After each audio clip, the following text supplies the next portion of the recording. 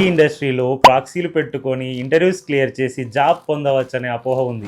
నిజానికి ప్రాక్సీతో మీరు జాబ్ తెచ్చుకున్న ప్రాక్సీ మాత్రం ఆఫీస్కి వెళ్ళడుగా. ఒక టీంలో టీం మెంబర్గా పనిచేస్తున్నప్పుడు అక్కడున్న వాళ్ళందరికీ మీరు ఏ ఎక్స్పీరియన్స్ పెట్టి ప్రాక్సీతో మేనేజ్ చేశారో ఆ ఎక్స్పీరియన్స్ తగ్గట్టుగా స్కిల్స్ కానీ మీ మెచ్యూరిటీ కానీ మీ రోల్పై మీకుండే అవగాహన కానీ ఆ లెవెల్లో ఉండాలని వాళ్ళు ఎక్స్పెక్ట్ చేస్తారు.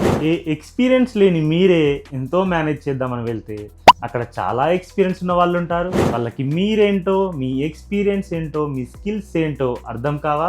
ప్రాక్సీతో ఇంటర్వ్యూ వరకు మాత్రమే మేనేజ్ చేయవచ్చు, పర్ఫార్మెన్స్ మేనేజ్ చేయలేం కదా. కాబట్టి ప్రాక్సీలు పెట్టుకొని మీ ఫ్యూచర్ని, మీ కాన్ఫిడెన్స్ని దెబ్బతీసుకోకుండా స్కిల్స్ని పెంపొందించుకోండి. ఐటీ ఇండస్ట్రీలోకి రండి. స్కిల్ బి జాబ్ బి అజాకే సార్.